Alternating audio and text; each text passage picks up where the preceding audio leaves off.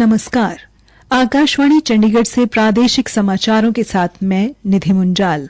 पहले इस बुलेटिन के मुख्य समाचार। प्रधानमंत्री नरेंद्र मोदी ने लोगों से अंगदान के लिए आगे आने का आग्रह किया। श्री मोदी ने कहा, देश में अंगदान के लिए सरकार एक समान नीति पर काम कर रही है। श्री मोदी ने कहा कि नारी शक्ति की ऊर्जा ही विकसित भारत की प्राणवायु है। साथ ही मन की बात की 100वीं कड़ी के लिए लोगों से सुझाव और विचार भेजने का आग्रह किया। हरियाणा के मुख्यमंत्री मनोहर लाल ने हरियाणा की बेटियों नीतू घनघस और स्वीटी बुरा द्वारा विश्व मुक्केबाजी प्रतियोगिता में स्वर्ण पदक जीतने पर बधाई दी और हरियाणा के जन स्वास्थ्य मंत्री डॉ बनवारी लाल ने कहा कि राज्य के लोगों के लिए स्वच्छ पेयजल एवं बेहतर सीवेज निकासी सुनिश्चित करने के लिए व्यापक प्रयास किए जा रहे हैं। अब समाचार विस्तार से। प्रधानमंत्री नरेंद्र मोदी ने लोगों से अंगदान के लिए आगे आने की अपील की है। आज आकाशवाणी से मन की बात कार्यक्रम की 99वीं कड़ी से उन्होंने कहा कि ऐसे जरूरतमंद लोगों की संख्या काफी अधिक है जो अंगदान की प्रतीक्षा कर रहे हैं। उन्होंने इस बात पर संतोष व्यक्त किया कि केंद्र सरकार अंगदान के लिए देश में एक समान नीति लाने पर काम कर रही है। श्री मोदी ने यह भी कहा कि अंगदान के लिए राज्यवासी होने की शर्त हटाने का निर्णय लिया गया है। इससे लोग किसी भी राज्य में अंगदान के लिए पंजीकरण करा सकेंगे। सरकार ने अंगदान की उम्र 65 वर्ष से कम होने की शर्त को भी समाप्त करने का निर्णय लिया है। श्री मोदी ने कहा कि देश में अंगदान के प्रति जागरूकता बढ़ रही है। देश में वर्ष 2013 में 5000 से अधिक लोगों ने अंगदान किया था, लेकिन वर्ष 2022 में यह संख्या बढ़कर 15,000 से अधिक हो गई है। प्रधानमंत्री ने कहा, साल 2013 में हमारे देश में ऑर्गन डोनेशन के 5,000 से भी कम केसेस थे, लेकिन 2022 में ये संख्या बढ़कर 15,000 से ज्यादा हो गई है।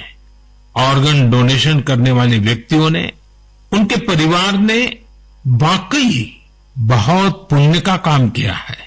साथियों, मेरा बहुत समय से मन था कि मैं ऐसा पुण्य कार्य करने वाले लोगों के मन की बात जानूं और इसे देशवासियों के साथ भी शेयर करूं।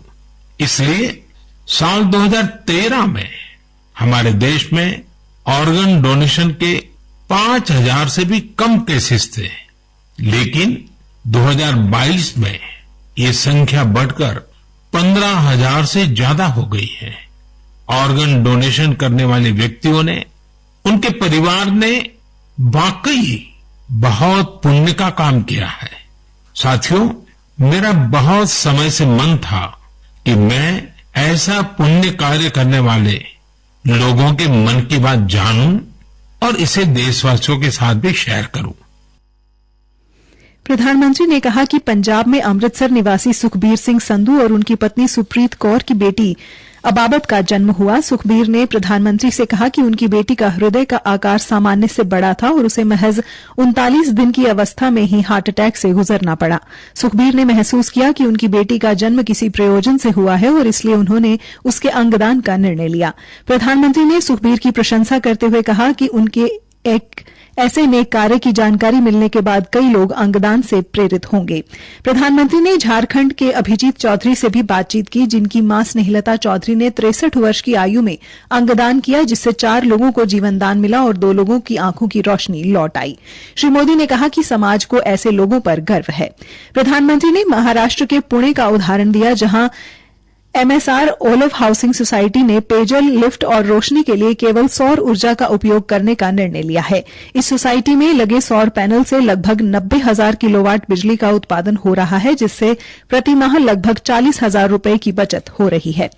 प्रधानमंत्री ने यह भी कहा कि दवी भारत का एक ऐसा पहला जिला बन गया है जहां कई भवनों में सौर ऊर्जा पैनल लगाए गए हैं, जिनसे दिन के लिए जरूरत से अधिक बिजली का उत्पादन होता है। प्रधानमंत्री ने नवरात्रि के अवसर पर कई प्रमुख महिलाओं की चर्चा भी की। उन्होंने कहा कि नए भारत के अभ्युदय में स्त्री शक्ति की बड़ी भूमिका है। उन्होंने कहा कि सुरेखा यादव ने एशिया की पहली लोको पायलट बनकर इतिहास रचा है। सुश्री सुरेखा वंदे भारत एक्सप्रेस की पहली महिला लोको पायलट है। श्री मोदी ने ऑस्कर विजेता वृत्तचित्र द एलिफेंट विस्परर्स की निर्माता गुनीत मोंगा और निदेशक कार्तिकी गोंजाल्विस की भी चर्चा की। उन्होंने भाभा परमाणु अनुसंधान केंद्र की वैज्ञानिक ज्योतिर्मयी मोहंती का जिक्र किया, जिन्हें रसायन इंजीनियरिंग के क्षेत्र में IUPAC का विशेष पुरस्कार प्राप्त हुआ है। श्री मोदी ने कहा कि भारत की अंडर 19 महिला क्रिकेट टीम ने भी विश्व कप जीतकर इतिहास रच दिया है। उन्होंने कहा कि नागालैंड में 75 वर्ष के इतिहास में पहली बार 2 महिलाएं विधानसभा से निर्वाचित होकर पहुंची हैं।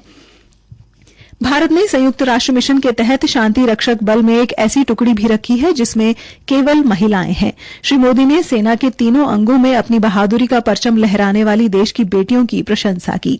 ग्रुप कैप्टन शैलजा धामी वायुसेना की ऐसी पहली महिला अधिकारी बन गई हैं जिन्हें युद्धक इकाई के कमान नियुक्ति दी गई है।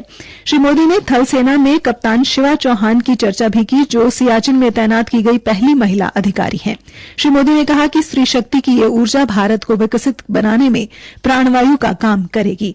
श्री मोदी ने आगे कुछ दिनों में आने वाले त्योहारों और उत्सवों का जिक्र करते हुए कहा, मार्च के इस महीने में हम होली से लेकर नवरात्रि तक कई पर्व और त्योहारों में व्यस्त रहे हैं। रमजान का पवित्र महीना भी शुरू हो चुका है। अगले कुछ दिनों में श्री राम नवमी का महापर्व भी आने वाला है। इसके बाद महावीर जयंती, गुड फ्राइडे और ईस्टर भी आएंगे। अप्रैल के महीने में हम भारत की 2 महान विभूतियों की जयंती भी मनाते हैं। ये 2 महापुरुष हैं महात्मा ज्योतिबा फुले और बाबा साहब आम्बेडकर। इन दोनों ही महापुरुषों ने समाज में भेदभाव मिटाने के लिए अभूतपूर्व योगदान दिया। आज आजादी के अमृतकाल में हमें ऐसी महान विभूतियों से सीखने और निरंतर प्रेरणा लेने की जरूरत है। हमें अपने कर्तव्यों को सबसे आगे रखना है। प्रधानमंत्री नरेंद्र मोदी ने मन की बात कार्यक्रम के अब तक के पड़ावों पर प्रसन्नता व्यक्त की और अगले माह प्रसारित होने वाले कार्यक्रम की 100वीं कड़ी के लिए लोगों से सुझाव और विचार भेजने का अनुरोध किया और कहा, आमतौर पर हम सुनते हैं कि 99 का फेर बहुत कठिन होता है। क्रिकेट में तो नर्वस 90 को बहुत मुश्किल पड़ाव माना जाता है, लेकिन जहां भारत के जन जन के मन की बात हो, वहां की प्रेरणा ही कुछ और होती है। मुझे इस बात की भी खुशी है कि मन की बात के 100वें एपिसोड को लेकर देश के लोगों में बहुत उत्साह है। प्रधानमंत्री ने ध्यान दिलाया कि कुछ जगहों पर कोरोना के मामले बढ़ रहे हैं। उन्होंने लोगों से सावधानी बरतने और स्वच्छता के प्रति जागरूक रहने की अपील की। प्रादेशिक समाचार आकाशवाणी चंडीगढ़ से प्रसारित किए जा रहे हैं। हरियाणा के मुख्यमंत्री मनोहर लाल ने हरियाणा की बेटियों नीतू घनघस व स्वीटी बुरा द्वारा दिल्ली में आयोजित वर्ल्ड महिला बॉक्सिंग चैंपियनशिप में स्वर्ण पदक जीतने पर बधाई दी। मुख्यमंत्री ने ट्विटर के माध्यम से भी बेटियों को इस जीत पर मुबारकबाद दी। मुख्यमंत्री ने कहा कि हरियाणा की बेटियों ने एक बार फिर से खेलों में अपना दमखम का परिचय देते हुए स्वर्ण पदक जीतकर देश और प्रदेश का नाम रोशन किया है। हरियाणा के जन स्वास्थ्य एवं सहकारिता मंत्री डॉक्टर बनवारी लाल ने कहा कि राज्य के नागरिकों को स्वच्छ पेयजल एवं बेहतर सीवरेज निकासी का प्रबंध करने के लिए व्यापक स्तर पर योजनाएं क्रियान्वित की जा रही हैं। जन स्वास्थ्य मंत्री ने कहा कि जल जीवन मिशन के तहत हर घर नल से जल उपलब्ध करवाने का लक्ष्य हरियाणा में हासिल कर लिया गया है। हर व्यक्ति को स्वच्छ एवं शुद्ध जल मिले, इसके लिए जिला स्तर पर लेबोरेटरी खोली जा रही है। इसके साथ ही ग्रामीणों को भी पेयजल की शुद्धता जांचने के लिए किट उपलब्ध करवाई जा रही है। उन्होंने कहा कि दक्षिण हरियाणा के अंतिम छोर पर पड़ने वाले गांवों में विशेषकर गर्मी के दिनों में आने वाली पेयजल की समस्या का निदान करने के लिए जन भंडारण क्षमता हेतु नए जलघरों का निर्माण करने के साथ साथ व्यापक स्तर पर आवश्यक प्रबंध किए गए हैं। अंत में मुख्य समाचार एक बार फिर। प्रधानमंत्री नरेंद्र मोदी ने लोगों से अंगदान के लिए आगे आने का आग्रह किया। श्री मोदी ने कहा कि देश में अंगदान के लिए सरकार एक समान नीति पर काम कर रही है। श्री मोदी ने कहा कि नारी शक्ति की ऊर्जा ही विकसित भारत की प्राणवायु है। साथ ही मन की बात की 100वीं कड़ी के लिए लोगों से सुझाव और विचार भेजने का आग्रह किया। और हरियाणा के मुख्यमंत्री मनोहर लाल ने हरियाणा की बेटियों नीतू घनघस और स्वीटी बुरा द्वारा विश्व मुक्केबाजी प्रतियोगिता में स्वर्ण पदक जीतने पर बधाई दी। इसी के साथ ये समाचार बुलेटिन समाप्त हुआ। नमस्कार।